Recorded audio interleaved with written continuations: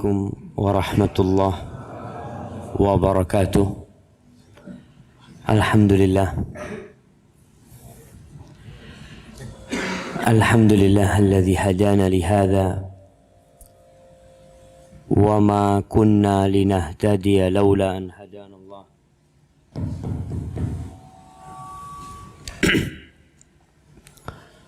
Segala puji bagi Allah Jalla Jalaluh yang telah memberikan hidayahnya kepada kita, yang telah membimbing kita untuk taat dan patuh kepadanya, yang kalau bukan karena kebaikan Allah sama kita,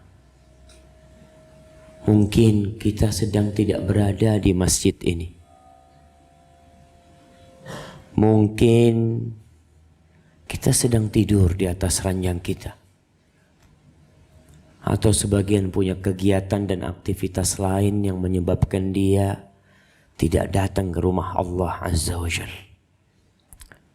Maka semoga Allah menyempurnakan nikmatnya untuk kita kelak sampai hari kiamat. Rasul sallallahu alaihi wasallam mengatakan, basyiril masya'ina fi dhulumat bin nurit tam yaumil qiyamah. Berikan kabar gembira buat orang-orang yang berjalan menuju rumah Allah dalam kegelapan dengan cahaya yang sempurna pada hari kiamat kelak. Allahumma salli wa sallim ala sayyidina Muhammadin wa ala alihi wa ashabihi ajma'in. Amma ba'd. Ahibati fillah, salat subuh hari ini berasa salat Idul Adha. Ana tadi datang nggak tahu masjidnya yang mana. Ini orang kok salat di depan rumahnya orang, ya Masya Allah. Itu pertanda masjidnya harus, ini masjid apa musola? Musola. Masa kayak gini masjid? Masya Allah, alhamdulillah jamaah. Insya Allah mudah-mudahan masjidnya bisa tambah gede jamaah. Cuma mic-nya kok kayak gini dari tadi jamaah. Ini bukan mic-nya masjid, bukan. Milik masjid apa nyewa orang? Oh punya masjid, alhamdulillah. Ahibati fillah, hari ini tanggal 2 Zulhijjah 1440 Hijriah. Insyaallah kita semua faham ada apa dengan hari ini. Tapi sekedar mengingatkan kembali, ada orang-orang yang di hari termulia ini terhasut setan. Seperti orang yang di depannya ada berlian, di depannya ada tumpukan emas lantakan 1 kilogram. Itu bertumpuk mungkin sampai bertonton, tapi dia nggak ngelihat.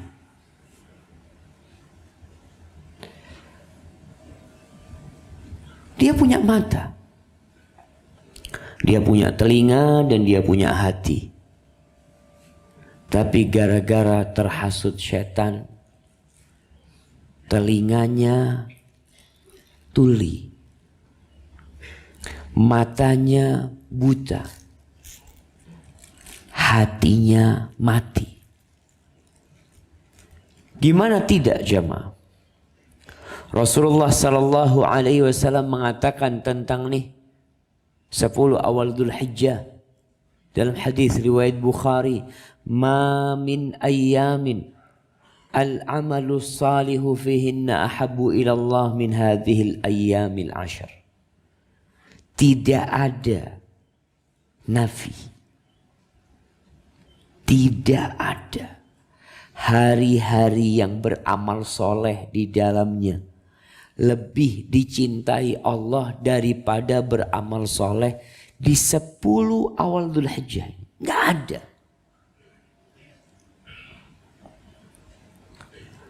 Para sahabat sampai bingung dengan penafian ini. Maka mereka bertanya, walal jihadu fi sabilillah. Jihad di jalan Allah ya Rasul. Dzirwati sanamil Islam. Puncak dari ajaran Islam di mana seorang mengorbankan jiwa dan raganya serta harta yang dia miliki. Bukan hanya seekor kambing yang dia korbankan. Bukan hanya 2 ekor sapi yang dia potong atau 100 ekor sapi yang dia korbankan. Bukan. Jiwa raganya dan hartanya dia korbankan. Itu enggak sebanding. Qala walal jihad fi sabilillah.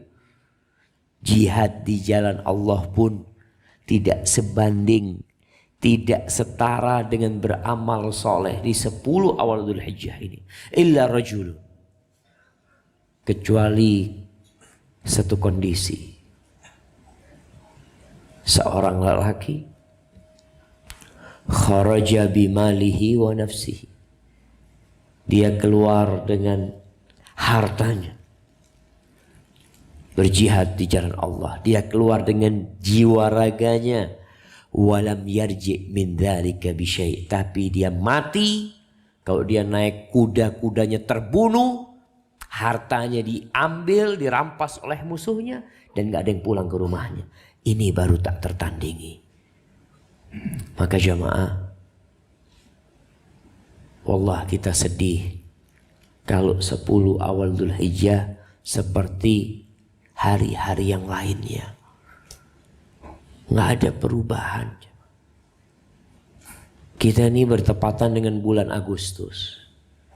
Kita ngelihat ada perubahan. Bendera dipasang di mana-mana. Menunjukkan ini Agustus. Apa sih keutamaan Agustus dibandingkan dengan 10 awal Dzulhijjah? Kenapa yang 10 awal Dzulhijjah umat Islam biasa-biasa aja? Ada yang berubah nggak di rumah kita 10 awal Dzulhijjah? Masaknya biasanya soto ganti gulai. Kenapa istriku? Ini awal Dzulhijjah bang, makannya harus enak. Nggak ada kayak gitu. Seperti biasa. Memang iblis ketika dikeluarkan dari surga, ketika divonis laknat oleh Sang Pencipta, dia mengatakan, qala rabbi anzirni ila yaumi yub'atsun. Wahai Rabbku, tangguhkan waktuku sampai hari dibangkitkannya mereka nanti. Qala innaka minal mundharin. Engkau termasuk yang dikabulkan doanya. Iblis doanya dikabulkan. Engkau termasuk orang yang ditangguhkan. Lalu iblis bersumpah. Qala fabima aghwaytani. Ya Allah, karena engkau sudah menghukum aku sesat, la uwiyannahum ajma'in. Aku akan sesatkan semua manusia. Qala wa bi izzatika la uwiyannahum ajma'in. Dengan kehormatanmu ya Allah, aku akan sesatkan semuanya manusia. Dan dulu iblis setelah dihukum sesat, doanya dikabulkan. Iblis belum punya pengalaman yang panjang. Pengalaman pertama dia adalah menyesatkan bapak kita Nabi Adam. Itu pengalaman pertama iblis. Dan berhasil. Sukses. Kira-kira sekarang umurnya iblis berapa aja Pak? Kalau bicara pengalaman, orang kalau punya biro haji dan umrah atau umrah dan haji, dia mungkin mengatakan, Ustaz, ana sudah bergerak di bidang ini Ustaz 30 tahun Ustaz. Insya Allah ana sudah paham. bagaimana cara memberangkatkan jemaah, karena apalagi haji furoda. Ini lagi musim orang haji yang gajinya sambil cemas, nungguin visa keluar. Tapi karena ini sudah pengalaman, kadang-kala kita jadi tenang. Karena dia sudah tahu cara-caranya. Ini iblis sudah ribuan tahun jemaah berpengalaman menghasut manusia untuk menemani iblis di neraka. Makanya kadang-kala kita sholat pun iblis hadir.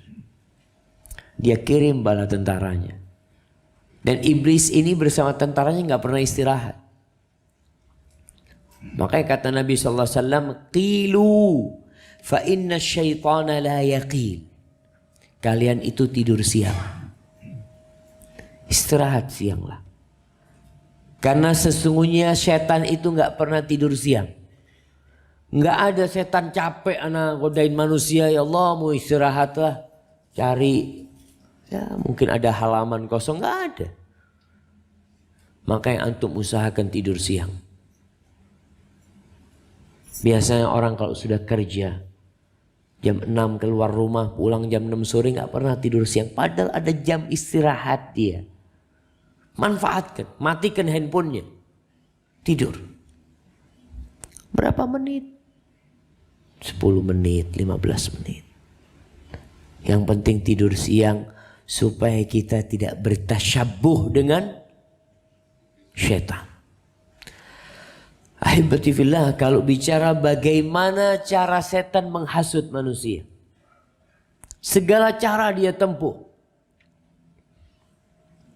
Tapi kalau bicara tahapan-tahapannya, maka yang diinginkan oleh setan adalah bagaimana menjadikan manusia ini tentaranya setan. Jadi ada perekrutan tentara. Yang pertama, bagaimana menjadikan kita melakukan kesyirikan. Bagaimana orang itu kufur kepada Allah Azza wa Jalla. Kalau sudah sukses, selesai sudah. Dia bakal kekal selama-lamanya di neraka sama iblis. Maka ini tahapan yang paling puncaknya yang dilakukan oleh iblis. Kenapa dakwah para nabi itu dimulai dengan tauhid? Wa ma arsalna min qablika min rasulin illa nuhi ilaih annahu la ilaha illa ana fa'budun. Semua para nabi itu diajak untuk menyelamatkan umatnya dari kesyirikan. Karena kalau selamat dari kesyirikan, insya Allah yang lainnya aman. Karena Allah tidak mengampuni dosa syirik. Kalau nggak sukses, orang ini termasuk orang yang ditetapkan oleh Allah Azza wa Jal untuk berada di atas Islam, di atas tauhid. Iblis nggak berhenti. Taib, tetap anak akan sesatkan antum. Mungkin dengan cara yang lain. Dengan cara apa? Cara apa jamaah? Yang kedua, anak kasih hadiah yang bisa jawab.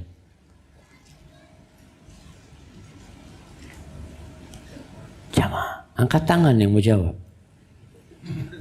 Jangan malu-malu. Fadhal. Sebelah kanan. Masya Allah, fadhal. Hasad dan dengki. Nanti hasad dan dengki itu.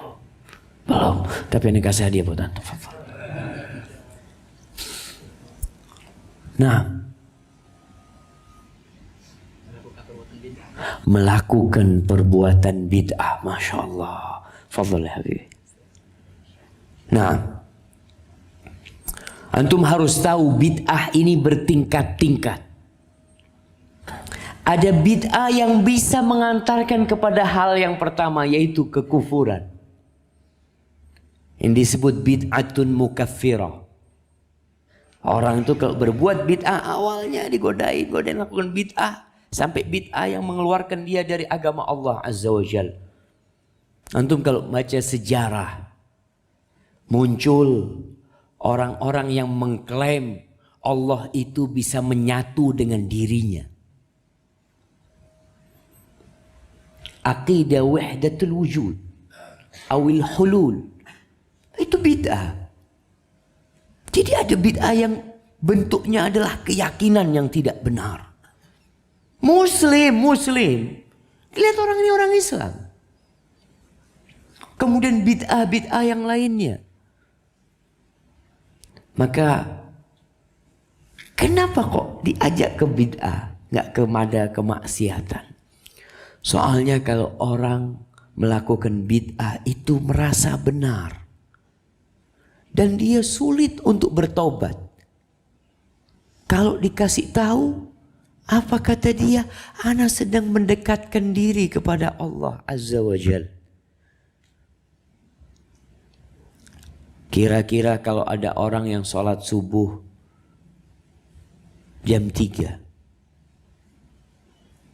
Dia mengatakan, Ustaz masa nggak tahu bahwa sepertiga malam itu waktu yang paling mulia.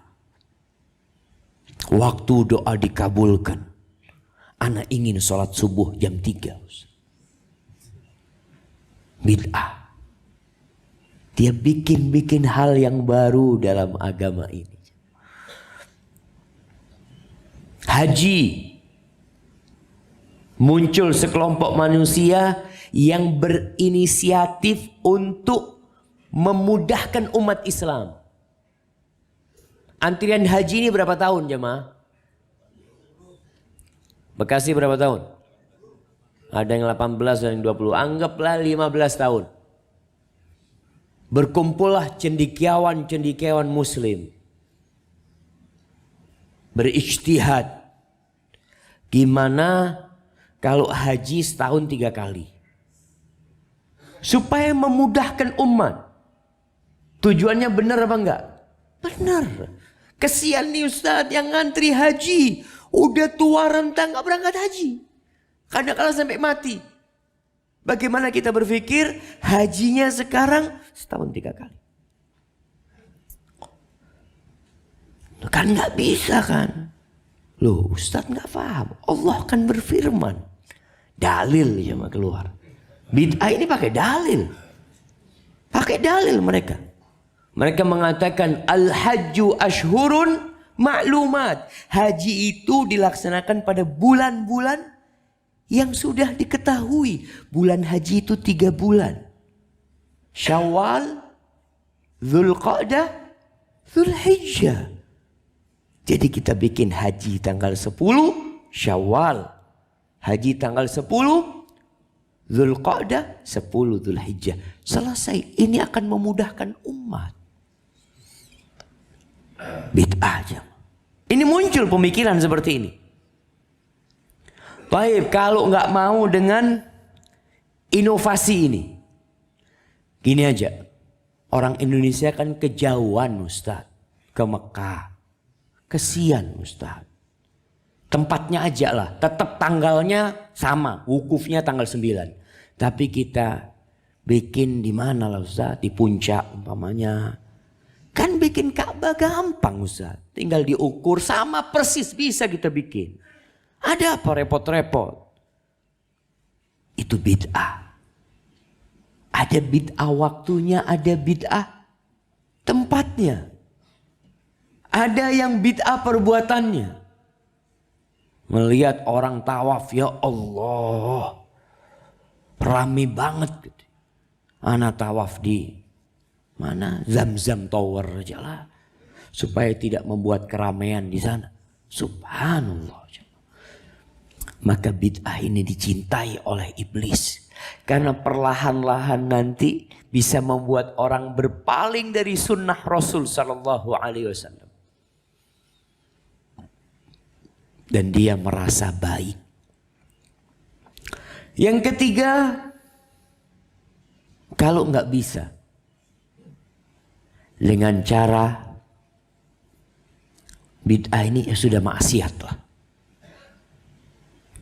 Kemaksiatan.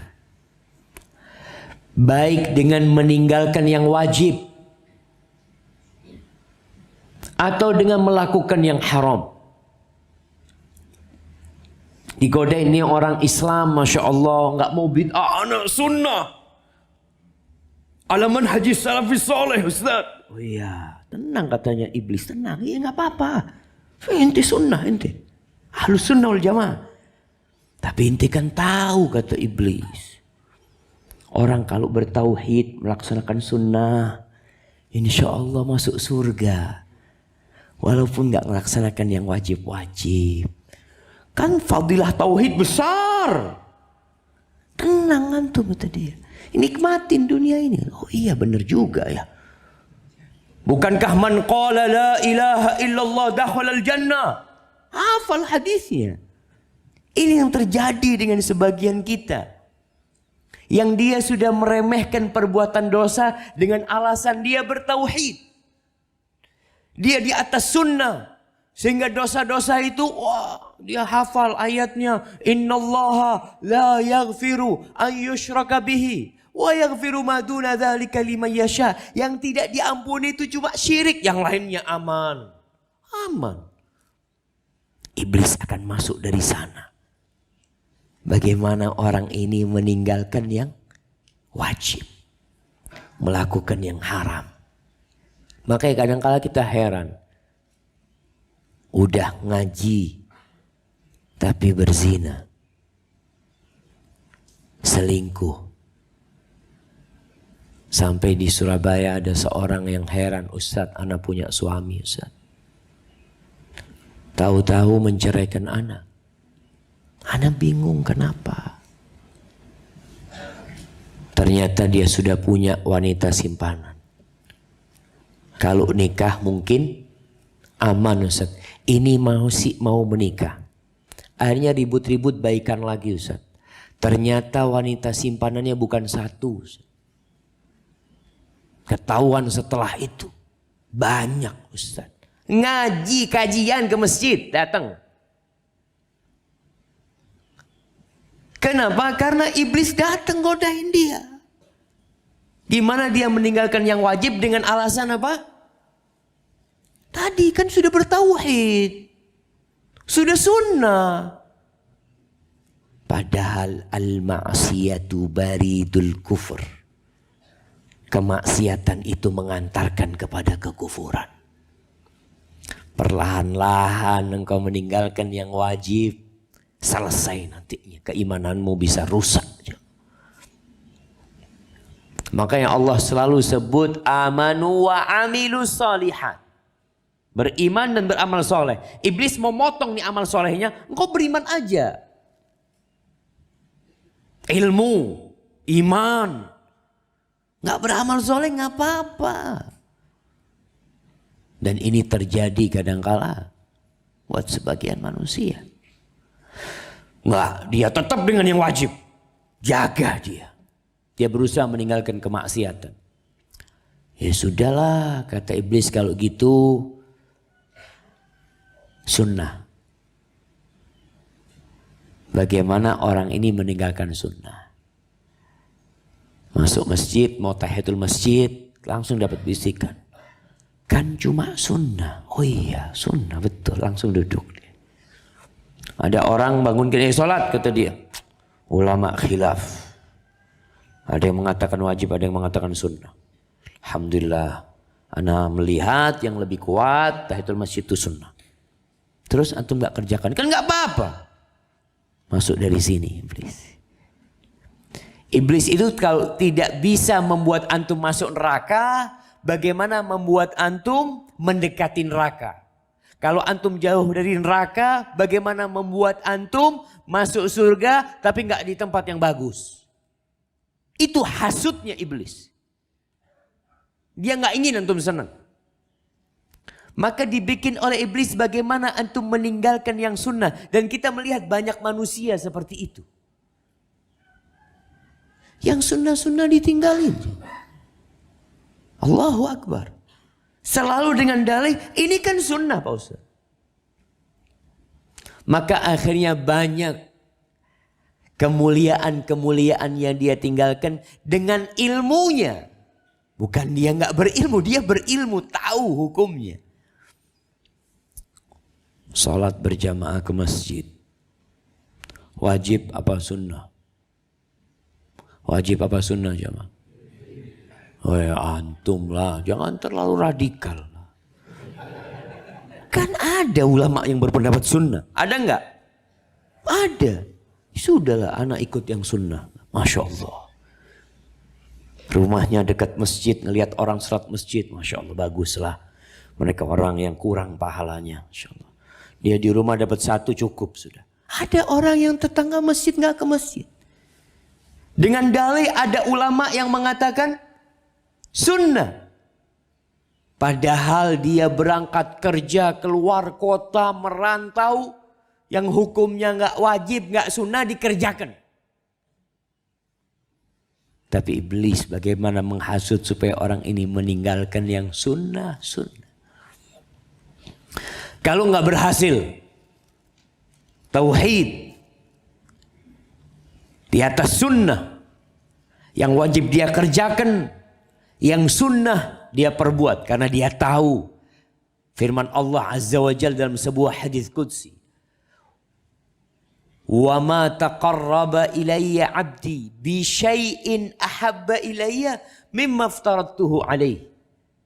Tidaklah hambaku mendekatkan dirinya kepadaku dengan sesuatu yang lebih aku cintai daripada yang fardu, yang wajib. Setelah dia laksanakan yang wajib, nih hamba berusaha untuk naik. Wa ma yazalu 'abdi yataqarrabu ilayya bin nawafil. Dia terus berusaha mendekatkan dirinya kepadaku dengan yang anjuran-anjuran. Dengan yang sunnah-sunnah. Hatta uhibbah. Sampai aku cinta kepada dia. Antum. Enggak berhenti jamaah. Dia itu akan godain antum sampai ajal itu keluar dari tubuh antum. Semakin antum bertakwa kepada Allah. Semakin setan yang dikirim itu bukan setan biasa-biasa jemaah. Semakin gagah perkasa. Mungkin dia ikut pelatihan di Amerika. Pelatihan di mana. Untuk godain antum. Ya. Kalau antum tidak mau meninggalkan yang sunnah. Udahlah. Akan godain antum dengan memperbanyak amalan-amalan yang mubah. Ngobrol. Ngobrol mubah apa enggak? Mubah. Sehingga antum tidak berzikir. Main bola. Mubah enggak? Bisikin sama iblis. Antum itu main bola supaya sholatnya lebih semangat, sehat. Antum bisa menjadi seorang yang tangguh, mukmin, bagus ya. Tiap hari enggak absen main bola. Kajian sepekan sekali, main bola tiap sore. Ada yang seperti itu. Oh ada yang enggak. Kajian sepekan sekali, main bola 2 hari. Berarti yang mubah lebih banyak daripada yang seharusnya dia datengin kajian. Mulai. Taib. Makan. Makan mubah apa wajib? Tergantung. Kalau antum mau mati wajib untuk makan. Nah. Antum bisa ngelihat manusia sekarang. Dengan yang mubah-mubah ini banyak waktunya yang habis untuk wisata kuliner. Kerjanya yuk. Wallahu a'lam ya. Nggak tahu orang Bekasi sama nggak sama orang Jakarta. Suka kuliner. Kadangkala ada yang kuliner dari Bekasi ke Bandung. Enak makanan di sana. Ada yang berangkat ke Cirebon. Naik moge. Rombongan. Yuk berangkat ke sana.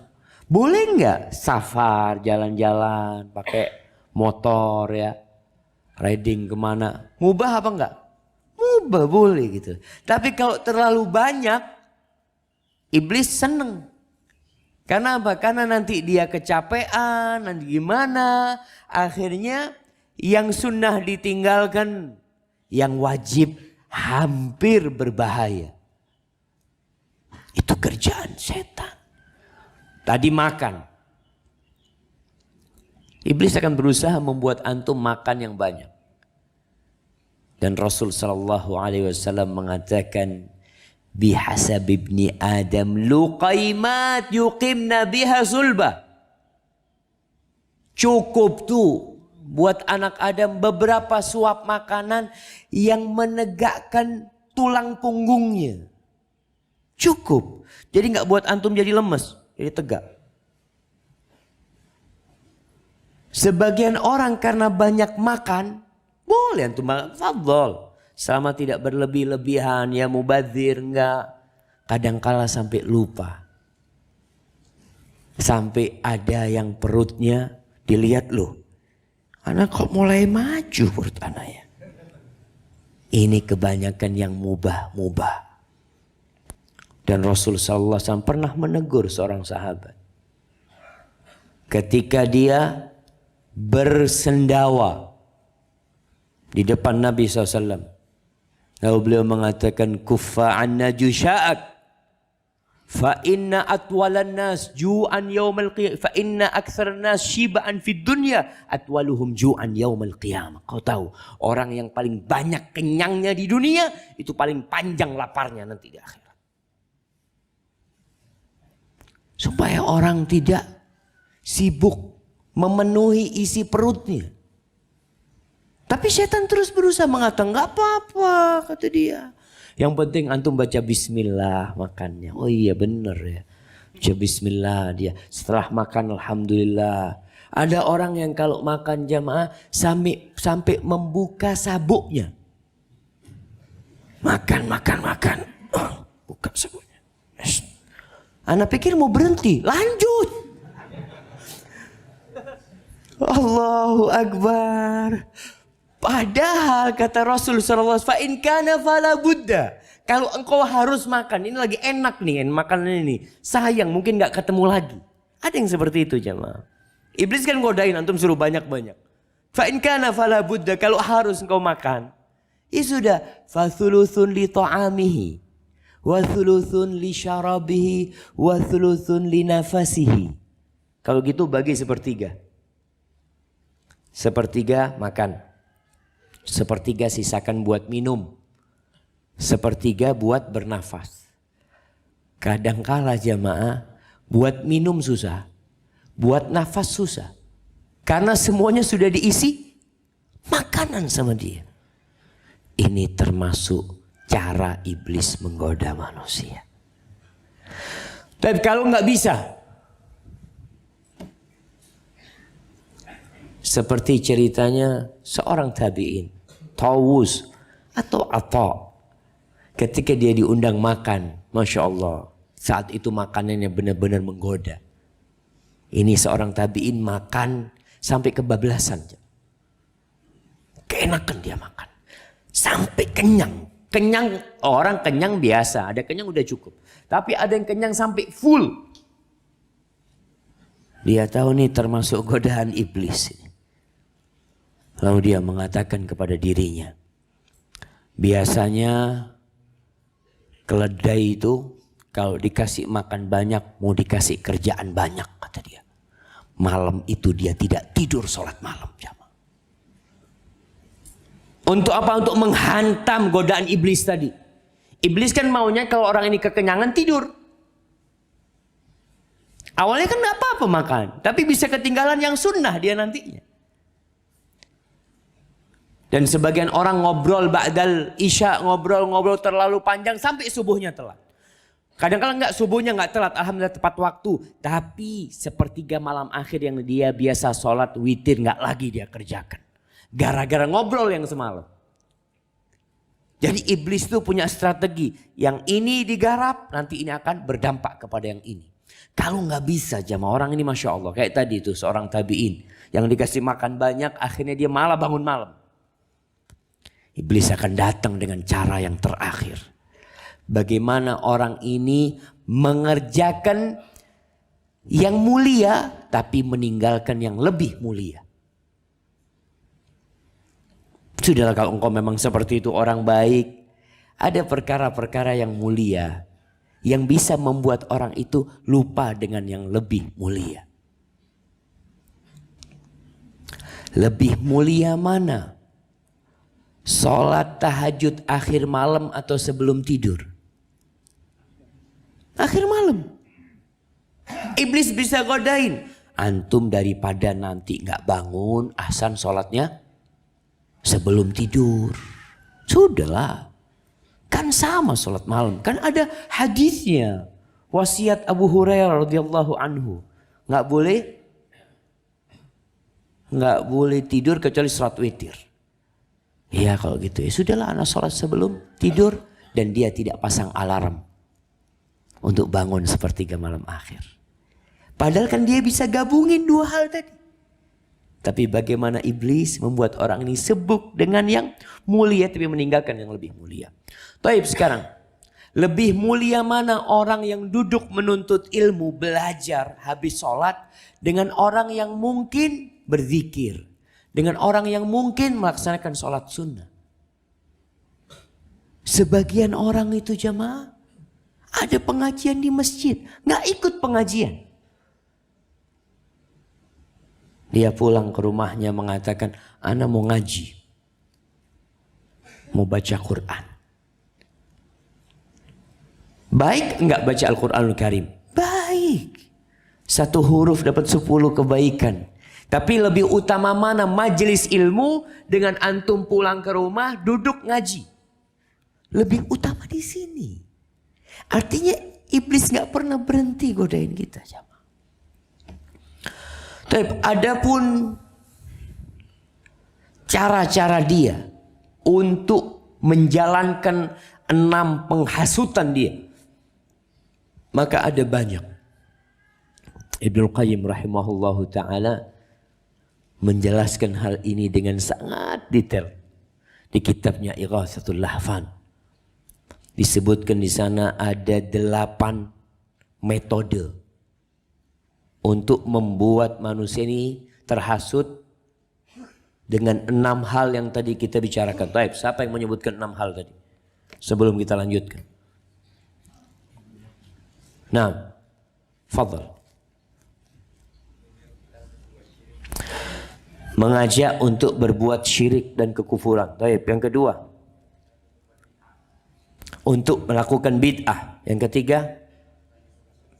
Untuk melakukan dosa-dosa besar, meninggalkan yang wajib, berbuat maksiat secara umum. Baik. Yang keempat,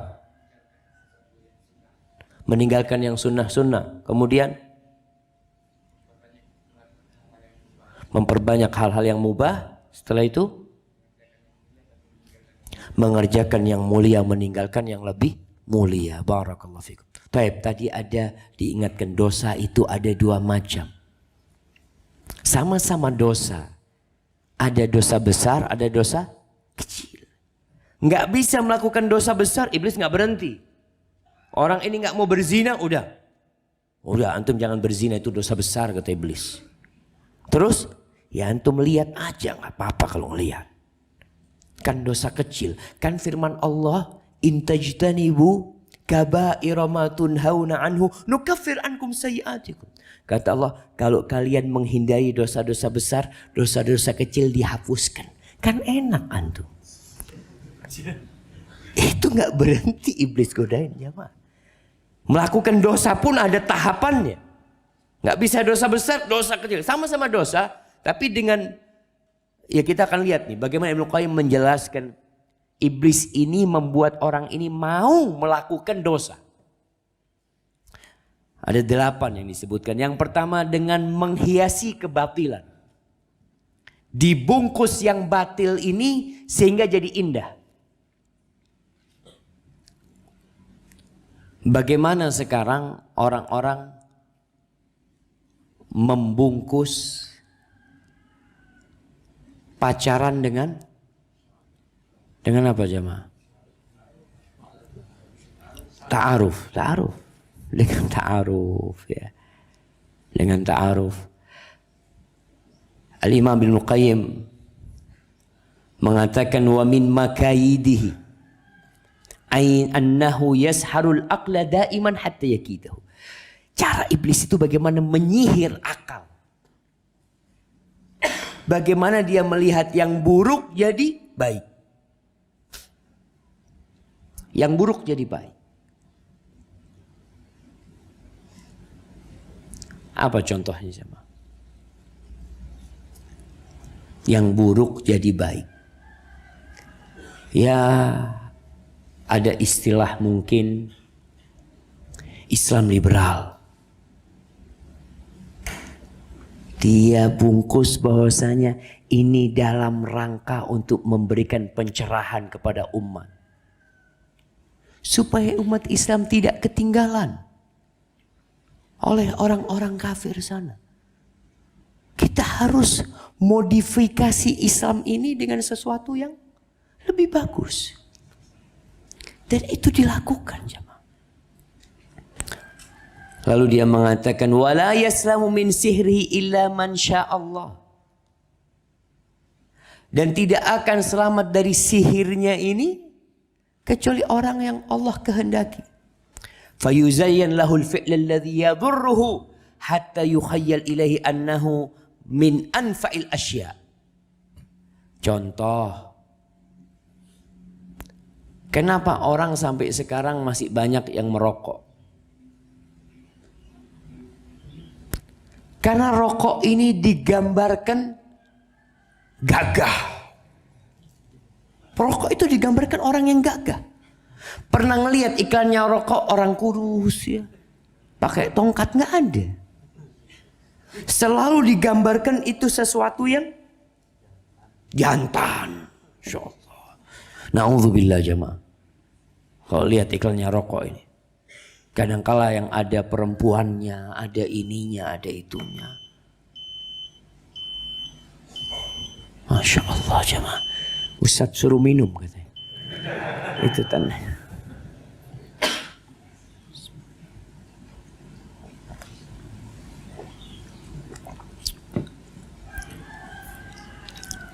Alhamdulillah.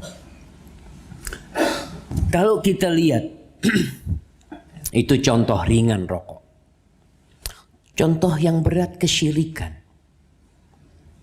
Gimana orang-orang itu bisa memotong sapi kepalanya diberikan kepada lautan? Bagaimana orang-orang memberikan sarung kepada pohon? Iya jamaah. Pohon dikasih sarung. Anak kadang-kadang kalau bicara akal mungkin nggak masuk akal, tapi terjadi. Karena dihiasin. Bagaimana penduduk Mekah mendapati di keliling Ka'bah ada 360 berhala. Kok bisa itu terjadi? Bagaimana kaumnya Nabi Ibrahim setelah patung-patung itu dihancurkan. Kemudian itu kapak diletakkan dikalungkan kepada patung yang terbesar. Kemudian setelah itu Nabi Ibrahim mengatakan, kau tanya sama mereka. Kalau mereka bisa bicara. Mereka nggak bisa bicara. Tapi kok disembah? Mereka mikir iya ya. Kok disembah? Oh, enggak, ini cuma perantara ini. Ini cuma perantara. Dihiasin supaya orang itu melakukan yang haram. Orang berzina pun. Kok bisa berzina? Punya istri yang halal. Tapi kenapa dia melihat rumput tetangga lebih hijau dari rumput sendiri? Hada caranya iblis. Dia ngelihat istrinya biasa ya. Lihat istri tetangga, Masya Allah kalau ini. Ini Masya Allah ini katanya. Anak kayaknya salah pilih dia. Tetangganya sama kayak gitu. Tetangganya yang punya istri menurut antum cantik, itu dia ngelihat istrinya juga sama. Biasa aja. Ngelihat istri antum, Masya Allah. Ada kerjaannya iblis. Menghiasi yang buruk jadi indah. Na'udzubillah jamaah. Ya Allah, Allah mahfadna min kulli syarr. Semoga Allah menjaga kita dari segala keburukan. Kemudian, ya kalau kita lihat orang-orang yang memutuskan silaturahim. Nggak mau kenal sama pamannya. Karena pamannya mengambil warisan milik dia. Enggak. Ini termasuk membela kebenaran. Masa bapak anak dizalimin? Anak nggak mau kenal sama paman anak. Padahal kita tahu yang namanya memutuskan silaturahim itu nggak bakal masuk surga. Maka kalau kita lihat banyak kemaksiatan terjadi di muka bumi ini karena setan menghiasinya. Sihir ya. Fir'aun bagaimana tetap bertahan dengan kekufurannya, kesyirikannya, ya gara-gara dihiasi. Meninggalkan amar ma'ruf nahi mungkar. Sebagian orang nggak mau amar ma'ruf nahi mungkar, nggak usah untuk jaga perasaan orang. Kita kan harus ya menjaga hubungan baik katanya. Kemudian antum tinggalkan amar ma'ruf nahi mungkar. Soalnya nanti dia tersinggung Pak Ustadz. Kan katanya memasukkan kesenangan ke hati saudara kita itu termasuk perbuatan baik Ustaz. Kalau anak tegur dia nanti dia sakit hati gimana? Kan dosa Ustaz. Subhanallah jemaah. Benar jemaah. Ada seorang anak perempuan yang dia punya ibu rentenir. Dia telepon anak. Subhanallah dia ngatakan Ustaz kalau anak ngasih tahu ibu apa anak nggak dosa Ustaz. Bayangkan. Kan menyinggung perasaan ibu. Sedangkan kita disuruh berbakti sama orang tua. Menyenangkan orang tua. Akhirnya nih anak tidak beramar ma'ruf nahi mungkar. Anak ngomong sama dia. Anti kalau mendiamkan orang tua anti dosa. Karena termasuk berbakti kepada orang tua adalah mengajak orang tua kepada kebaikan. Kalau anti biarkan dosa anti nantinya. Tapi bagaimana? Iblis mengatakan itu untuk menjaga perasaan manusia. Dan ada sebagian orang muslim jamaah. Muslim, anak masih ingat cerita dia sendiri. Dia itu meninggalkan sholat untuk menghargai teman-temannya yang non muslim. Kan kita Ustaz toleransi Ustaz. Kalau anak kelihatan sholat kan gak enak sama dia. Kadangkala minum satu meja ada khomernya. Antum berada di sana. Iblis akan menghiasi. Enggak. Antum kan untuk menunjukkan kepada orang-orang itu kalau Islam itu orang yang toleransi. Muslim itu. Kemudian jamaah. Yang kedua. Menamakan kemaksiatan dengan nama-nama yang dicintai oleh manusia. Namanya berubah. Orang lebih suka dengan nama ini. Contohnya pohon yang dilarang sama Allah Nabi Adam untuk mendekatinya. Sama iblis dikasih nama apa? Anak kasih hadiah.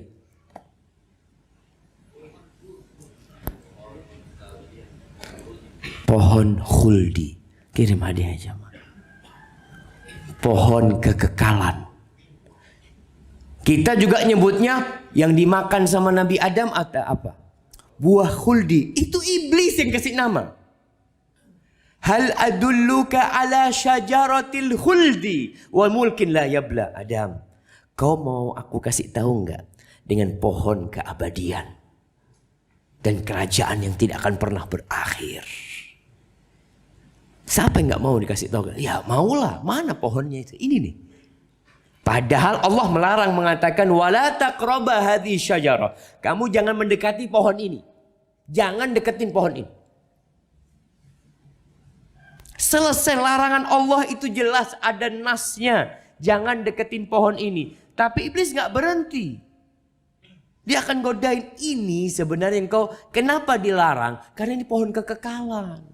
Nama-nama seperti ini membuat orang tersesat. Sekarang riba. Riba itu di Arab apa namanya? Mana kasih hadiah?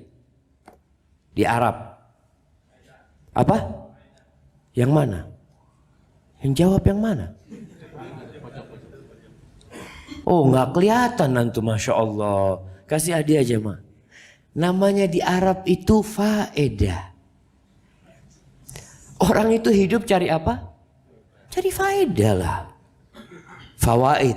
Dikatakan nggak ada antum akad di bank-bank Arab sana, akadnya riba sekian persen, nggak ada. Yang ada tertulis faedah. Ini ada faedahnya. Iyalah, masya Allah, ya nggak apa-apa kalau faedah. Di Indonesia bunga. Ini ada bunganya sekian persen. Dan nggak malu jamaah. Disebutkan di jalan-jalan itu, ini loh bunganya sekian persen. Berbicara tentang meningkatkan suku bunga. Coba diganti, meningkatkan riba. Wah, na'udzubillah. Kita mau ngomongkan perang sama Allah. Tapi kalau bunga, ya enggak lah Ustaz. Bunga itu indah. Allahu Akbar jamaah. Kemudian ya menyamakan, kalau di Arab itu disebut dengan hurriyatul mar'ah, kebebasan wanita. Sampai ada model Islam itu, mereka menganggap Islam ini menzalimin para wanita. Maka dibikinlah nama tahrirul mar'ah, membebaskan wanita. Membebaskan wanita, emangnya selama ini wanita di penjara? Maka berusaha nama-nama itu keluar. Bahkan di Indonesia tahun 2000-an lah, muncul sebuah buku judulnya Islam Emansipatoris. Islam Emansipatoris. Yang berusaha untuk memberikan keadilan buat para wanita. Emangnya wanita diapain sih sama di Islam? Ditutupin. Ditutupin ya supaya nggak kena matahari.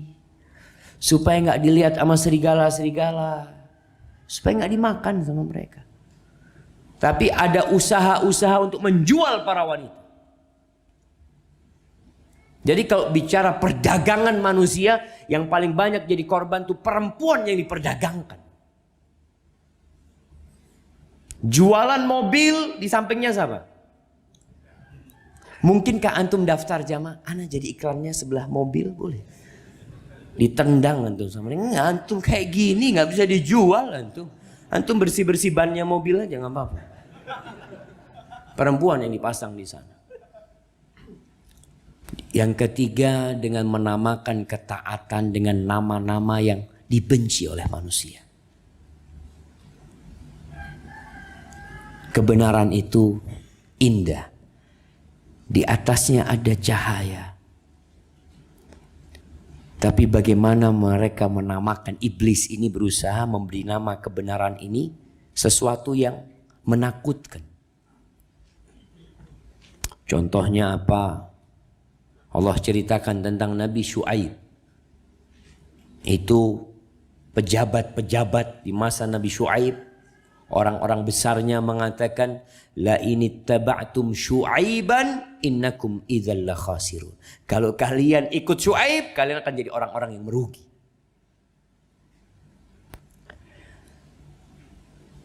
Bagaimana Fir'aun dan pejabat-pejabat negaranya juga. Haman sama mereka lah orang-orang besarnya Fir'aun. Menamakan Nabi Musa dengan nama apa? Qalu in hadhani lasahiran. Ini dua orang penyihir. Ini dua orang penyihir. Kemudian Nabi kita Muhammad sallallahu alaihi wasallam. Apa kata kaumnya mengatakan?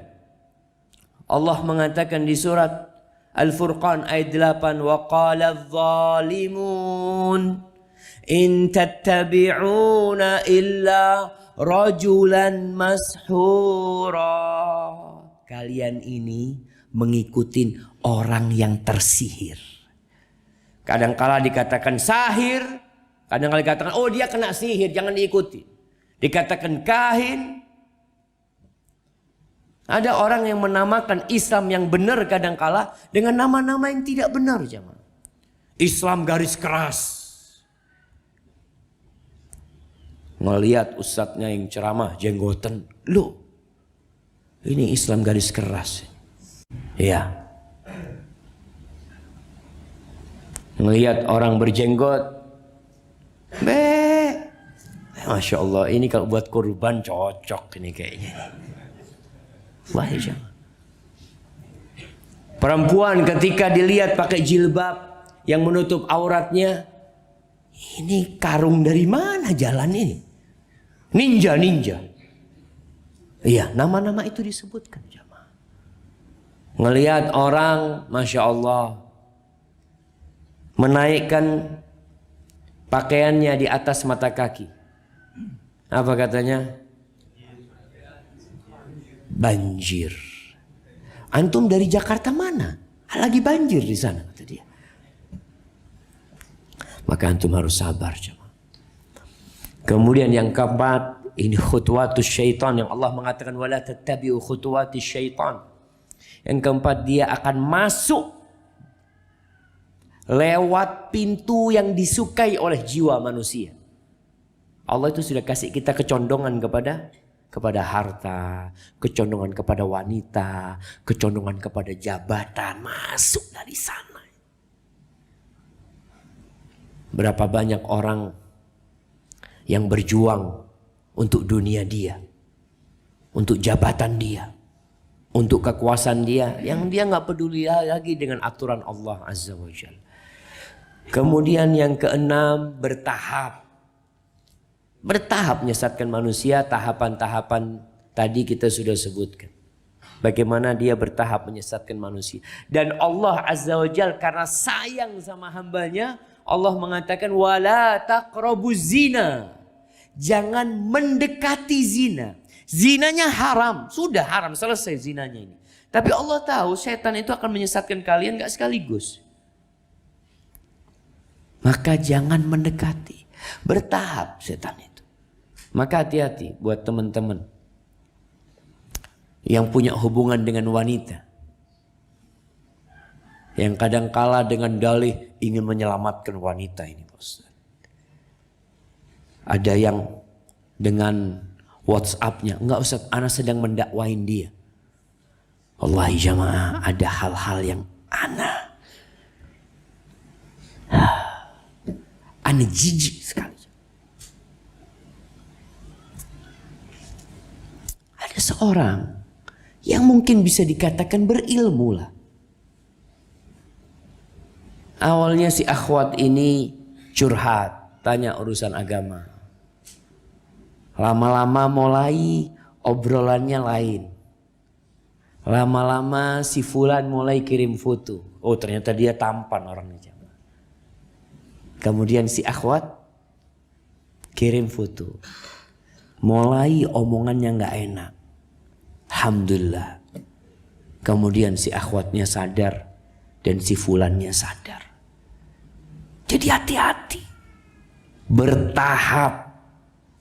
Kadang-kala ada si akhwat curhat mamanya sama antum tentang urusan agama. Dia mungkin susah. Dia katakan afwan ana ini kayak gini. Ya sudah nanti kasih solusi. Antum kasih solusi. Besok setan datang sama antum. Antum gak mau tanya gimana kabarnya si akhwat ini. Udah selesai belum urusannya? Oh iya ya. Termasuk kepedulian seorang muslim sama saudaranya. Insyaallah. Pagi-pagi sudah WhatsApp. Gimana urusan antum udah selesai? Belum mas, kata dia. Ya Allah. Coba ana akan usahakan. Masya Allah. Hati-hati. Karena godaan terbesar buat lelaki itu wanita. Allah mengatakan tentang godaan setan ini, inna kaida syaitani kana dha'ifa. Tipu daya setan itu lemah. Tapi tipu daya wanita itu azim. Gimana kalau setannya bungkus perempuan? Maka hati-hati. Jangan dekat-dekat ke perbuatan dosa. Taib, sampai jam berapa Ustaz?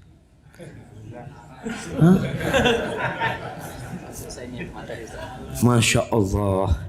Anda harus cepat-cepat kayaknya jemaah. Antum insya Allah udah dengar cerita tentang bagaimana seorang rahib, seorang ahli ibadah yang dititipin seorang adik perempuan 3 mujahid. yang akhirnya berzina setelah awalnya jauh dari perzinahan, perempuan itu di rumah, dia di rumah. Tapi bagaimana iblis datang, cobalah engkau jangan terlalu seperti ini, kesian tuh perempuan kau harus keluar dari rumahnya, engkau kirimkan makanan ke sana. Kemudian kata iblis, ajak ngobrol lah dia, kesian dia mungkin merasa kesepian. Setelah ngobrol masuk dalam rumahnya, berzina, setelah berzina hamil punya anak. Berhenti iblis enggak? Engkau kalau enggak bunuh tuh anak, akhirnya kacau hidup. Sudah bunuh. Dibunuh anaknya, selesai iblis enggak? Kalau engkau enggak bunuh ibunya, selesai engkau nanti urusannya. Engkau ini ahli ibadah loh. Nama burukmu jadi tercempar. Dibunuh ibunya. Selesai iblis enggak? Dia datang dalam mimpi kakak-kakaknya. A'udzubillah. Sampai akhirnya orang yang melakukan kesyirikan. Kemudian yang keenam, dihalangi dari jalan kebaikan. Bagaimana orang ini tidak berangkat kepada kebenaran dan kepada kebaikan tersebut. Banyak orang itu melakukan kesesatan karena nggak punya ilmu. Maka iblis akan berusaha untuk menutupin jalan antum menuju kepada kebenaran ini. Kemudian yang ketujuh, menunjukkan seakan-akan dia memberi nasihat. Seperti ceritanya iblis kepada Nabi Adam alaihissalam. Nabi Adam tertipu loh jemaah. Apalagi orang kayak kita, itu Nabi. Dia mengatakan wa qasamahuma inni lakuma laminan nasihin. Dan bersumpah kepada dengan nama Allah tentunya kepada Adam dan Hawa, aku ini termasuk orang yang ngasih nasihat loh buat kalian. Aku ingin kebaikan buat kalian. Ingat ceritanya bagaimana saudaranya Nabi Yusuf akhirnya mereka membuang Nabi Yusuf alaihissalam. Ceritanya mereka, nantilah kita buang Nabi Yusuf terus kita jadi orang-orang baik gitu. Tenang. Yang ketujuh, meminta tolong. Iblis minta tolong sama siapa? Sama setan-setan dari kalangan manusia. Bikinlah teknologi yang bagus atau apa ini itu antum. Bagaimana supaya manusia itu tersesat. Dan ana lihat handphone ini jamaah. Sampai ada seorang syekh mikir, kayaknya iblis itu gak pernah mikir akan ada handphone. Yang bisa ada gambar apa saja di dalamnya. Di situ dia berusaha untuk meminta pertolongan kepada manusia untuk menyesatkan manusia yang lainnya. Dan yang sebagai penutup jamaah, antum jangan nyalahkan setan. Kenapa? Karena itu kerjaannya setan. Kalau antum ini setan ya, kalau ketemu nanti kalau anak sampai masuk neraka, naudzubillah. Jangan sampai masuk neraka antum. Antum selamatkan diri antum di sini. Karena nanti iblis akan berceramah. Akan berpidato pada hari kiamat. Di dalam neraka. Allah menceritakan di surat Ibrahim ayat 22. Wa qala syaitan lamma qudiyal amr. Setan setelah urusannya selesai sudah. Yang di neraka, yang di surga, habis sudah urusannya.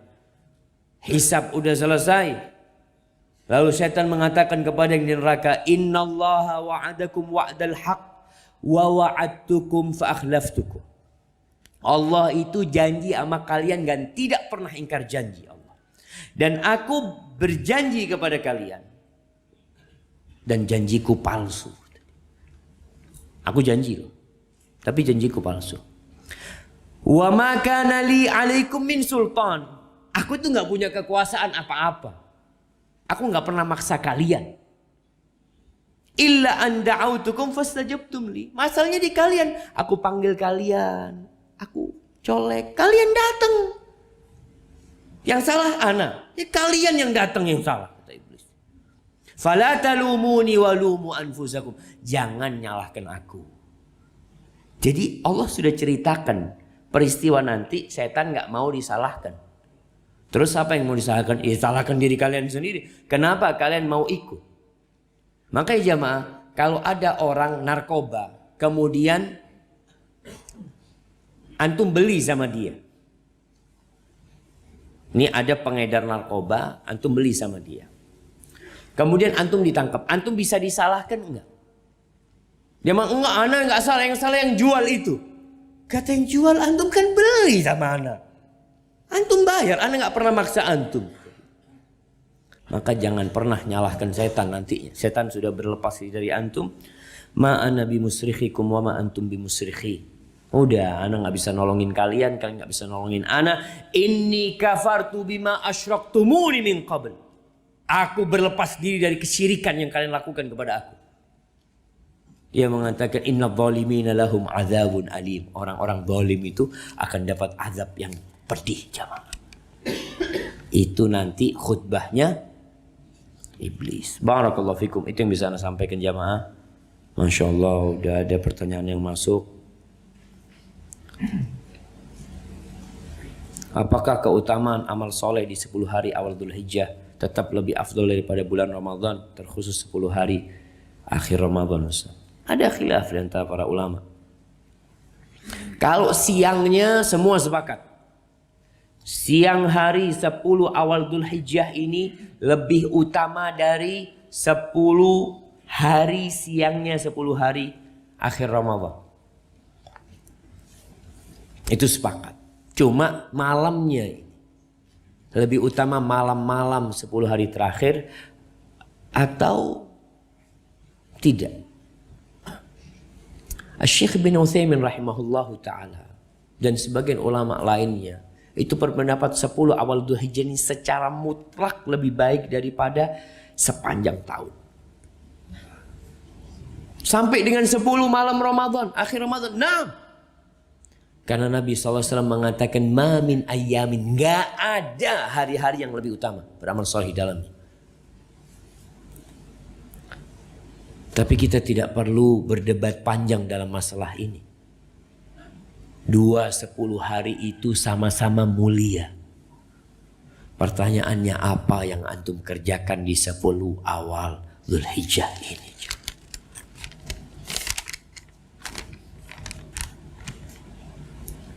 Masya Allah.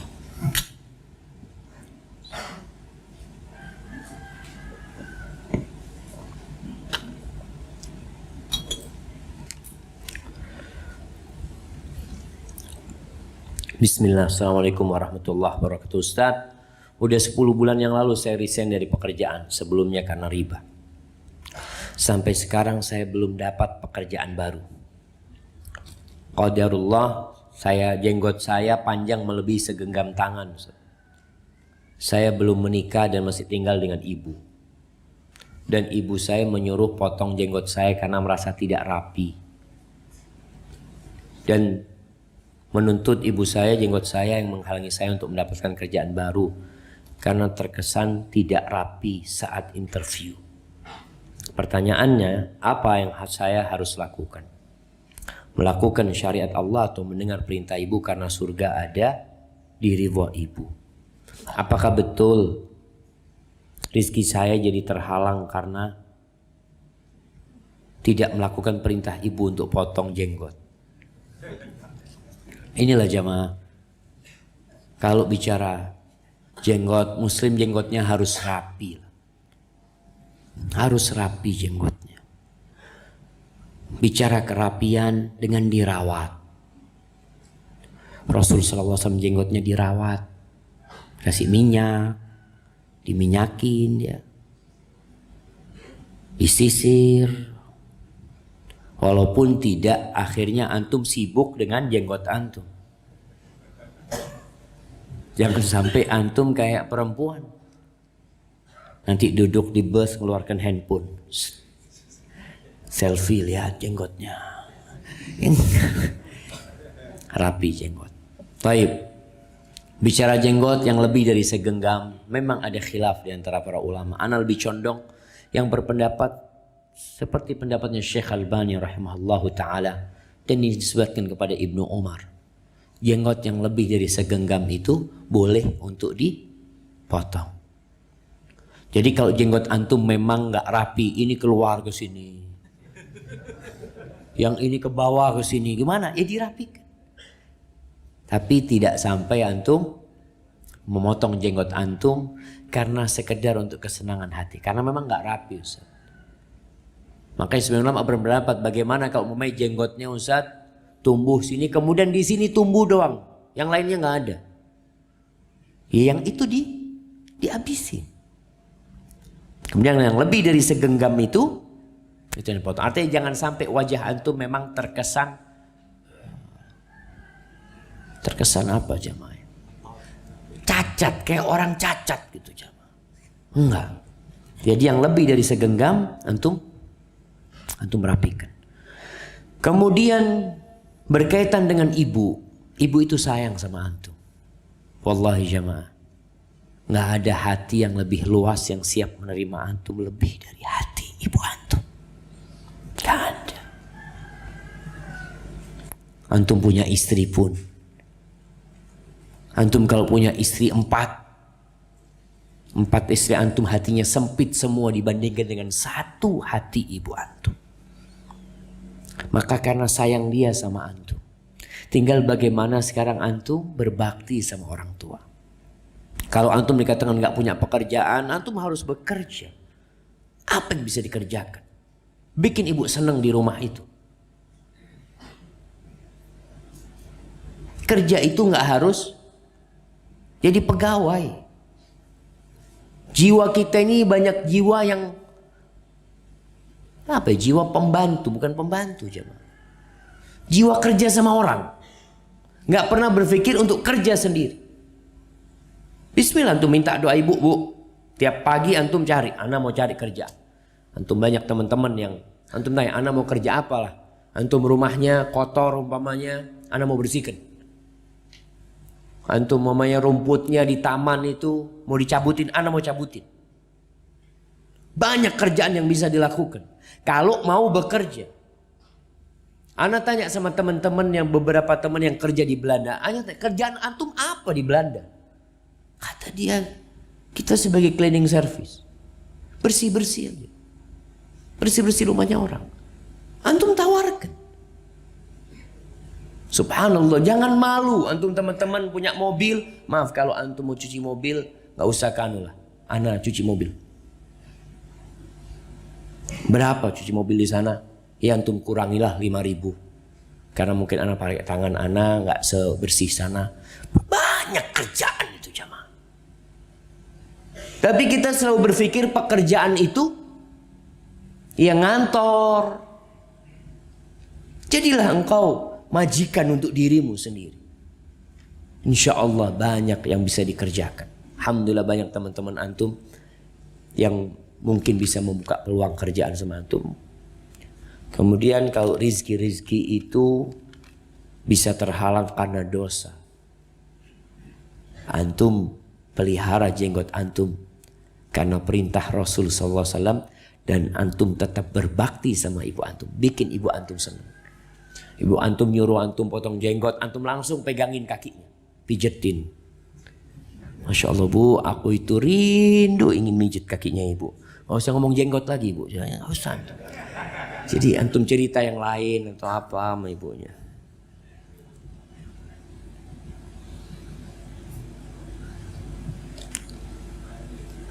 Nah, saya pernah bertengkar dengan suami karena suami emosi, akhirnya dia mengatakan kita cerai, kita berpisah maksud dia. Kalau dia niat cerai, cerai sudah. Dan kalau harus balik, harus rujuk kembali dan bukan nikah ulang. Jadi orang yang sudah diceraikan atau terjadi perceraian di dalam rumahnya, kemudian masih dalam masa iddah, maka status istri itu masih istri. Sehingga dirujuk tanpa nikah ulang.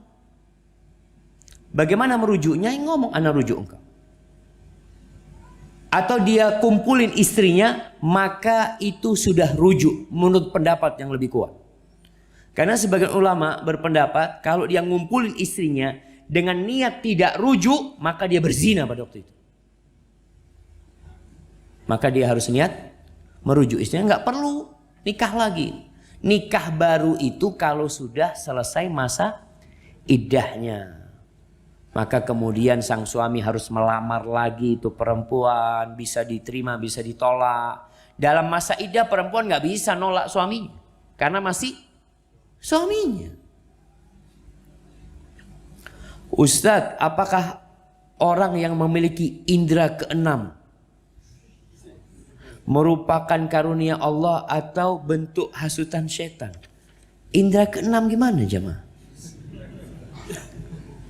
Jadi bisa ngelihat yang dibalik tembok ini. Kayak gitu. Indera keenam ini, kalau bicara indera keenam jemaah, maksudnya itu bisa ngelihat jin. Iya. Ada orang-orang yang bisa ngelihat jin. Karena Allah memberikan kelebihan kepada mereka. Dan dia menguasai jin. Seperti Nabi Sulaiman. Itu jin tunduk sama dia. Jin itu takut. Subhanallah. Nabi Sulaiman itu mati dalam kondisi berdiri. Seakan-akan sedang mengawasin jin. Jin itu kerja terus. Gak berani ngelihat Nabi Sulaiman. Ketika runtuh, tongkatnya dimakan rayap, baru ketahuan kalau Nabi Sulaiman mati. Baru jinnya itu bahagia gitu. Itu iya. Tapi kalau antum bisa melihat jin, berarti jin itu sedang bersama antum, ngodain antum. Bukan kelebihan. Itu kekurangan. Itu kekurangan. Bagaimana disebut kekurangan? Karena hidup antum jadi tidak nyaman. Lagi duduk di rumah, tahu-tahu ngobrol antum. Antum dari mana? Apa kata orang? Aduh, kasihan ini. Ini kekurangan. Antum ngobrol sama jin. Ketika antum ngomong sama siapa? Oh, enggak. Sama jin. Dan biasanya jin itu, kalau antum ya manusia biasa lah jamaah. Jin itu kadang-kala ada di mata antum. Sehingga kalau bicara penampakan, dia menampakkan kepada antum. Ana dulu di pondok jemaah, adalah teman-teman yang tahu-tahu buka lemari pingsan. Di dalam lemari ada kepala besar, kata dia. Itu penampakan. Jin memang mau nakut-nakutin manusia. Ada yang akhirnya jadi berkawan dengan jin tersebut. Maka hati-hati, itu bukan kelebihan. Jadi orang tua kalau melihat anaknya bisa ngelihat jin, kumpul sama jin, segera diajarin untuk membentengi dirinya. Ada seorang perempuan yang sampai hari ini tidak menikah, masih kerabat anak. Setiap ada lelaki yang mau melamar dia, ini perempuan ngomong sama uminya, Umi, ada fulan Mi ya, mau datang mau ngelihat anak. Ente tahu dari mana, kata dia. Dikasih tahu sama jin.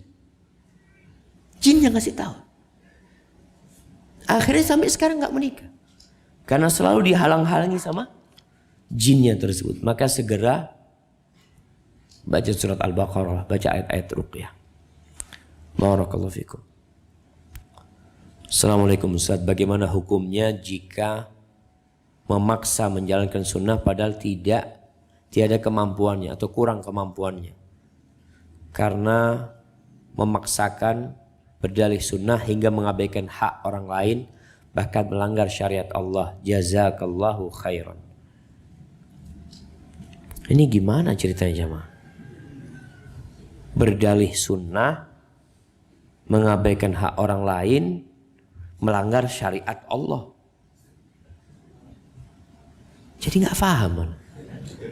Siapa yang bisa memberikan pemahaman? Nah, kasih hadiah. Ini berdalih sunnah, mengabaikan hak orang lain, melanggar syariat.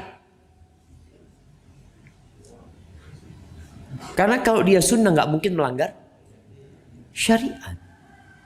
Kalau dia sunnah, dan ini penting buat kita, sunnah itu bukan penampilan doang. Antum kalau bicara sunnah bukan jenggot doang.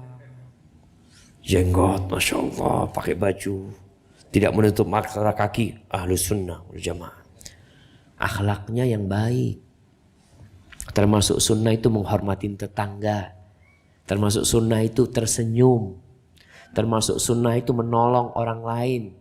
Termasuk sunnah itu ya menghormatin tamu. Termasuk sunnah bahkan wajib bayar utang. Ada orang-orang yang gak bayar utang. Padahal dia sudah ngaji sunnah. Dengan dalih yang pertama, ana melaksanakan tauhid. Insya Allah semua dosa diampuni. Antum tahu kalau ada orang yang mati syahid, kemudian dihidupkan kembali, kemudian mati syahid lagi, kemudian dihidupkan kembali, kemudian mati syahid lagi, dan dia punya utang, gak bakal masuk surga. Jangan diremehkan. Urusan hubungan sama manusia ini jangan diremehkan. Kalau hubungan sama Allah mudah pengampunannya, tapi sama manusia berat. Maka tolong diperhatikan buat orang-orang yang ngamalin sunnah nih.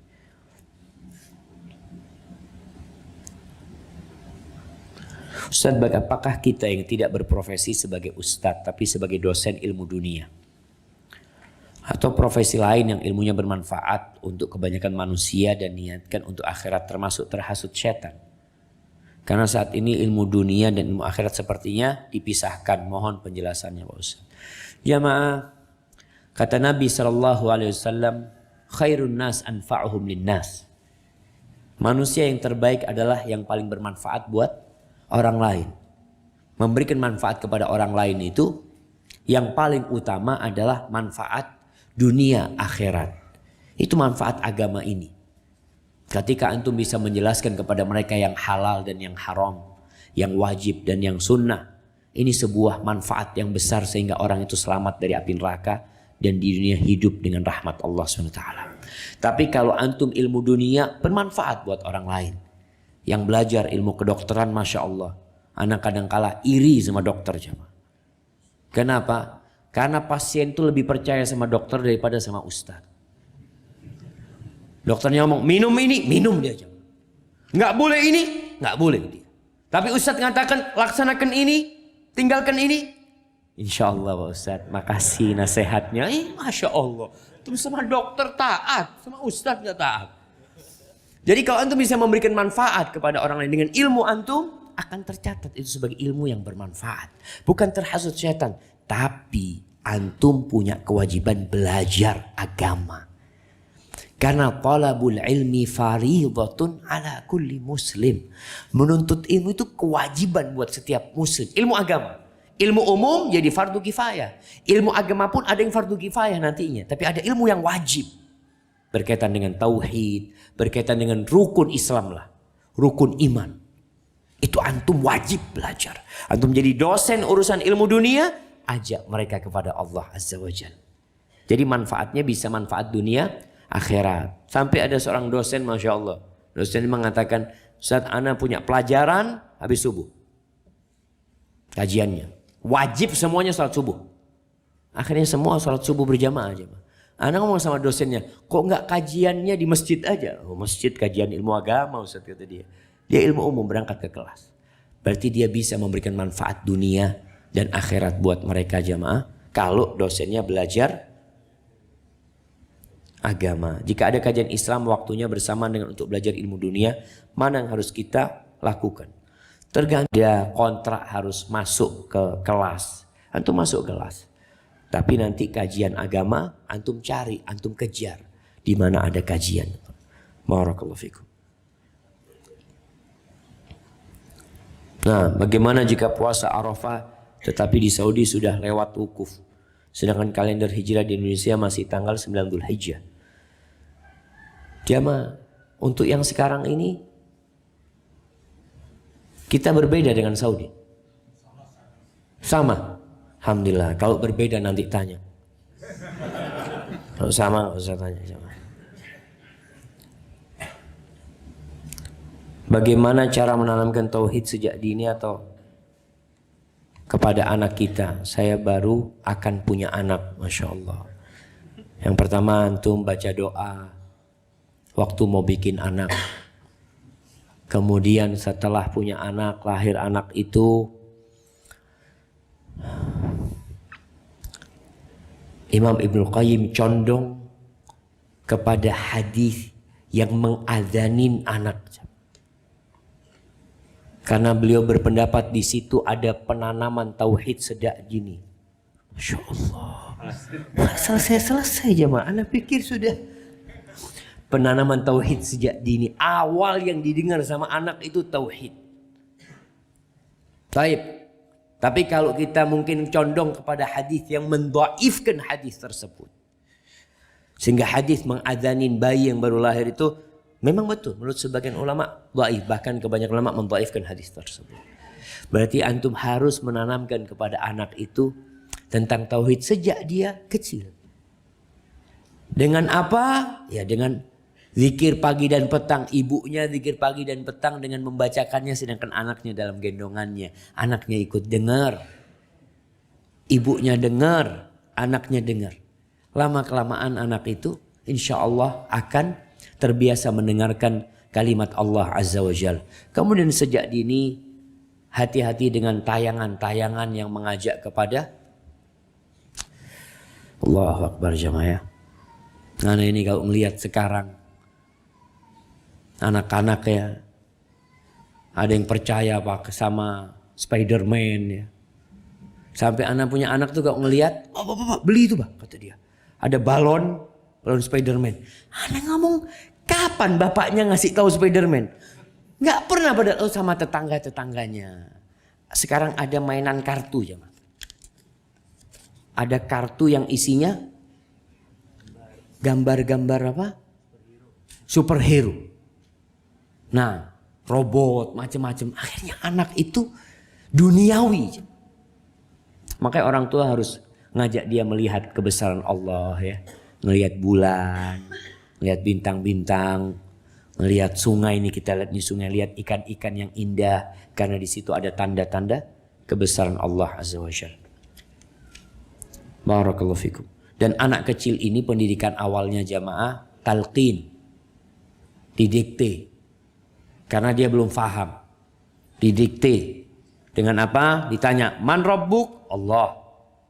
Man nabiyuk? Muhammad SAW. Madinuk? Apa agamamu? Islam. Didikte. Karena dia belum bisa bernalar. Tapi dengan ini mudah-mudahan itu jadi bekal dia untuk kedepannya. Mohon nasihatnya. Saya seorang istri yang pernah melakukan kesalahan terhadap suami saya. Keras, suka marah. Namun saya sudah minta maaf berkali dan bertobat. Namun suami saya tidak mau memaafkan. Hingga sekarang. Dan masih menyimpan rasa kesal. Sampai suka bicara ingin berpisah. Apa yang harus saya lakukan? Mohon nasihatnya. Jazakallah khair. Allahu Akbar. Kalau bicara istri. Istri ini punya kewajiban taat dan patuh dengan suami. Tapi suami juga harus tahu istri itu bukan bidadari. Istri itu melakukan kesalahan yang membuat bidadari marah. Bidadari marah. Nih para perempuan dengerin. Kalau ada seorang istri yang menyakitin suaminya, itu bidadari yang akan menjadi istri suami ini mengatakan, qatalakillah. Semoga Allah menghancurkan engkau. Innama huwa dakhilun alaiki yushiku ayyan taqila ilaina. Dia itu cuma singgah di tempatmu, tak lagi pindah ke tempat kita. Jadi buat perempuan yang menyakitin suami, dia yang pertama perbaiki hubungannya sama Allah Azza wa Jalla. Kemudian datang kepada suaminya. Pegang tangan suaminya. Pegangin tangan suaminya. Dilihat wajah suaminya. Bang, aku kayaknya gak akan tidur sampai engkau memaafkan aku, bang. Apa kata suaminya? Aku ingin berpisah denganmu. Allahu Akbar. Gimana ini? Ada suami-suami yang kayak gitu jemaah. Hatinya yang sempit. Maka nasihat ana buat para suami, udahlah engkau juga melakukan kesalahan. Kalau istri sudah memperbaiki kesalahannya, udah bertobat. Rasulullah SAW pernah tuh istrinya teriak-teriak. mengangkat suaranya. Kepada siapa? Kepada utusan Allah sallallahu alaihi wasallam. Tapi Nabi berusaha untuk menguasai dirinya dan menyelesaikan kondisi itu dengan perdamaian. Selesai. Apalagi sekarang istri udah minta maaf. Jadi anti tetap berusaha untuk berbuat baik. Karena orang yang menyimpan dendam itu sejatinya dia menyimpan duri dalam hatinya. Sakit hati. Rasulullah SAW pernah ditanya, kam na'fu anil khadim, berapa kali kita maafkan pembantu? Berapa kali maafkan pembantu? Kata Nabi SAW, u'fu anil khadimi fil yawm 70 marrah. Maafkan pembantumu itu dalam sehari 70 kali. Apalagi istri kita. Jadi selama kesalahannya bisa ditoleransi dan istri bisa berbuat baik lagi, ahlan wa sahlan jemaah.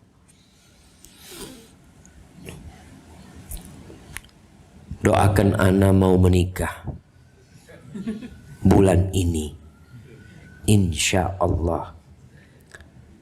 Alhamdulillah, akhwat sudah ngaji dan mengenal sunnah. Namun orang tua akhwat masih menghendaki walimah sesuai adat di kampungnya. Dan ana sudah menjelaskan, berusaha untuk sesuai syar'i. Bagaimana sikap ana Ustaz jika orang tua akhwat tetap mengikuti adat kampung? Yang pertama jemaah, tugas kita adalah menghilangkan kemungkaran. Kalau tidak bisa hilang kemungkaran itu, maka mengurangi kemungkaran. Maka antum berusaha sekarang. Kalau tidak bisa full syar'i, tetap ada perkara-perkara yang harus dihilangkan. Negosiasi sama orang tua.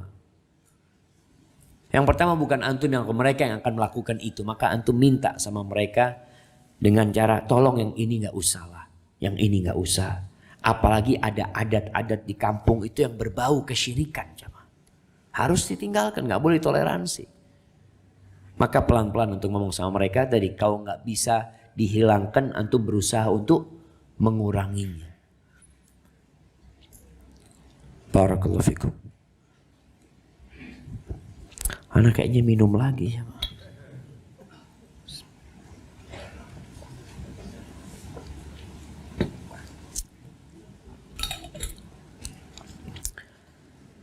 Alhamdulillah. Barakallahu fikum Ustaz. Ana mau bertanya, bagaimana hukumnya apabila ana sudah menasehati selalu ibu ana yang bekerja menjadi marketing yang mencari nasabah agar menyimpan uang di koperasi, bahwa bekerja di koperasi adalah riba, tapi ibu ana selalu tidak menerima dan bilang ini rezeki yang Allah beri karena merasa banyak pendapatannya. Apakah anak tetap berdosa Ustaz? Kalau anak sudah memberikan nasihat ya nggak dosa, tapi dia harus terus memberikan nasihat dengan berdoa. Dan ngasih tahu orang tua itu kadang-kala perlu momentum yang tepat untuk ngomong sama orang tua. Kita dia kasih contoh, mungkin sambil minum teh berdua, sambil baca Al-Quran. Bu, nih kayak gini ternyata riba itu bu. Namun kita memang tidak bisa memberikan hidayah. Kita hanya bisa berbagi hidayah sama dia. Dalam artian memberikan penjelasan. Kalau yang membuat orang itu berubah, itu adalah Allah Azza wa Jalla. Maka doa antum yang harus dikencengin.